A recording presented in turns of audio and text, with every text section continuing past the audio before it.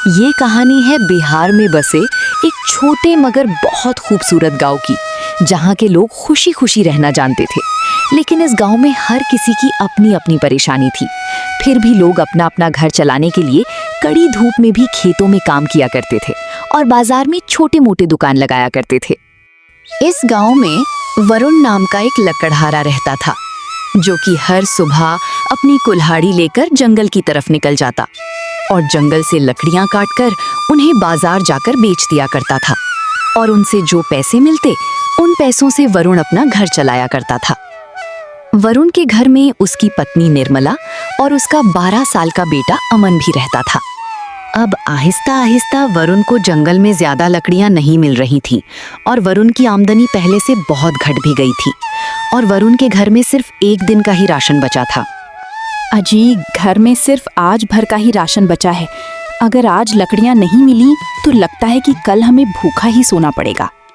नहीं निर्मला, तुम फिक्र मत करो, ऐसा कुछ भी नहीं होगा। मैं अभी जंगल जाता हूँ। मुझे लगता है कि आज मुझे कोई बड़ा सा पेड़ मिल जाएगा और उसे बेचकर मैं घर का सारा राशन ले आऊंगा। ऊपर वाले ने कभी हमें भूखा सुलाया है जो कल हम भूखे साएंगे। पापा, आज टीचर ने मुझे बहुत डांटा क्योंकि मैं बहुत दिनों से स्कूल फटे हुए जूते पहनकर जा रहा था।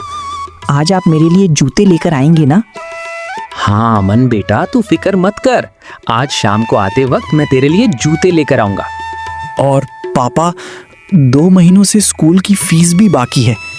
टीचर कह रही थी फीस जल्दी जमा करने के लिए, नहीं तो टीचर मुझे स्कूल से निकाल देगी। नहीं नहीं बेटा, ऐसा कुछ नहीं होगा, तू फिक्र मत कर। मैं कल ही तेरी स्कूल की फीस भी जमा कर दूंगा। टीचर तुझे स्कूल से नहीं निकालेगी। इतना कहकर वरुण अपनी कुल्हाड़ी उठाता है और जंगल की तरफ लकड़ियां काटने के लिए निकल जाता है। लेकिन जंगल पहुंचकर वरुण को कहीं भी सूखी लकड़ियां नहीं मिल रही थी। इस वजह से वरुण जंगल के और अंदर जाता है। तभी वरुण को जंगल में एक बहुत बड़ा और सूखा पेड़ दिख जाता है। तो वरुण खुद से खुशी में बातें करने लगता है। अरे वाह वाह, मैंने सोचा भी नहीं था कि आज मुझे जंगल में इतना अच्छा पेड़ मिलेगा और इसकी जड़ें कितनी सूखी हैं।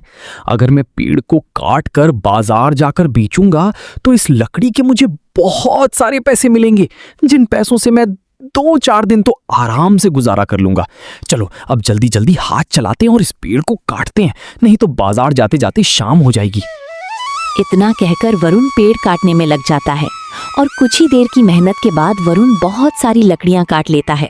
उन लकड़ियों को अपनी सर पर रखता है और बाजार की तरफ उन लकड़ियों को बेचने के लिए निकल जाता है। वरुण रास्ते में जा ही रहा था, तभी उसे गांव के सेठ बिहारी सेठ देख लेते हैं। बिहारी सेठ वरुण से कहते हैं, अरे वरुण वाह, तूने कितनी अच्छी लकड़ियां काटी हैं। तो तू एक काम कर, इतनी देर भी हो गई है और तेरी लकड़ियां ले जाते बाजार बंद हो जाएगा। फिर तेरी लकड़ियां कौन खरीदेगा? तू एक काम कर, इस सारी लकड़ियां मुझे बेच दे, मैं तुझसे ये सारी लकड़ियां खरीद लूंगा। हाँ सेठ जी, बात तो आप बिल्कुल सही कह रहे हैं। ठीक है, एक काम कीजिए, ये सारी लकड़ियां मैं आप ही को बेच देता हूँ। तो आप एक काम कीजिए, ये सारी लकड़ियां आप रख लीजिए। वैसे भी बाजार जाते जाते शाम हो जाएगी। मैं इन सारी लकड़ियों को बाजार में 200 रुपये का बेचने वाला था।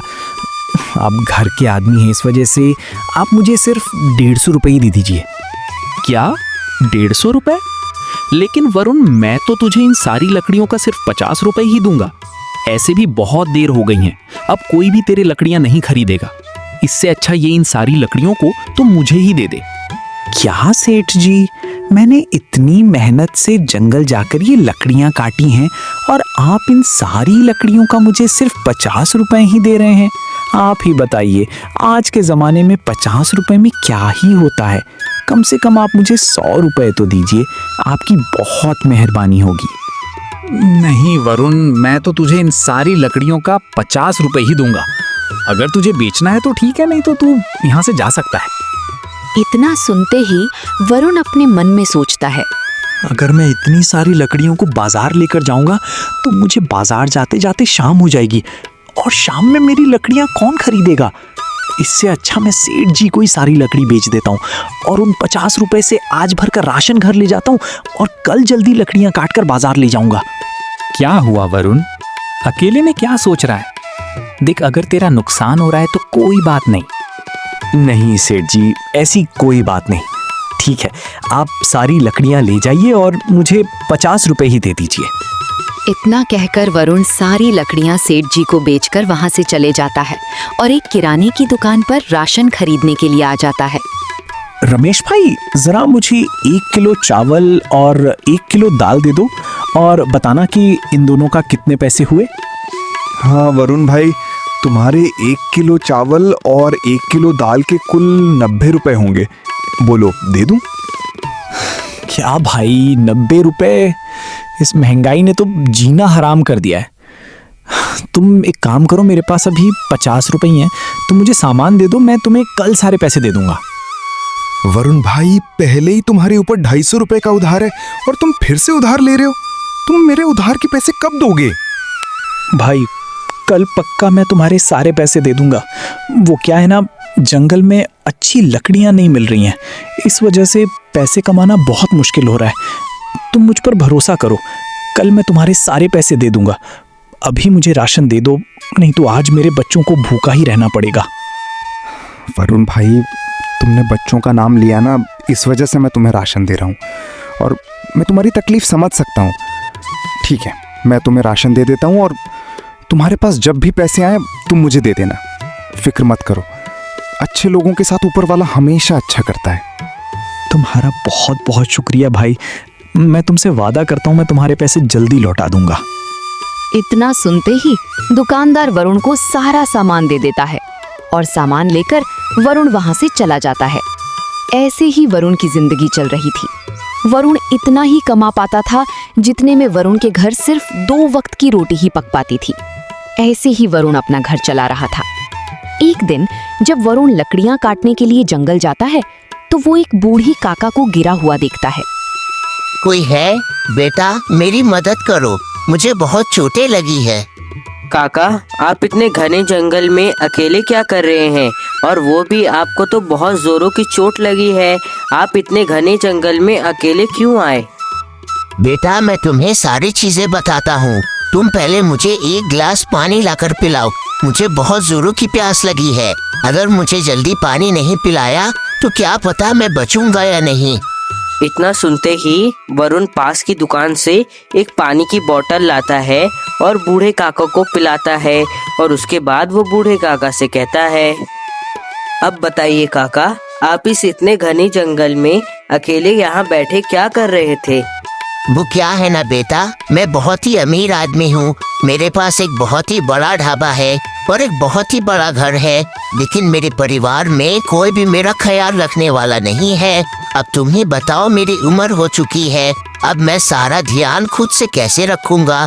लेकिन मुझे तुम भी बहुत ही परेशान लग रहे हो। क्या बात है, तुम क्या काम करते हो और तुम इतने घने जंगल में क्या करने आए थे? वो दरअसल बात ऐसी है ना काका, आपकी जिंदगी से मेरी जिंदगी बिल्कुल ही उल्टी है। आपके पास बहुत ही सारा पैसा है, अपना घर है, अपना ढाबा है, लेकिन आपका ख्याल रखने वाला कोई भी नहीं। और मैं एक गरीब लकड़हारा हूँ। मेरे पास ना ही अपना घर है और ना ही कोई अपना ढाबा और ना ही कोई अपना काम है। मैं जितना भी कमाता हूँ सिर्फ 2 वक्त की रोटी ही खा पाता हूँ।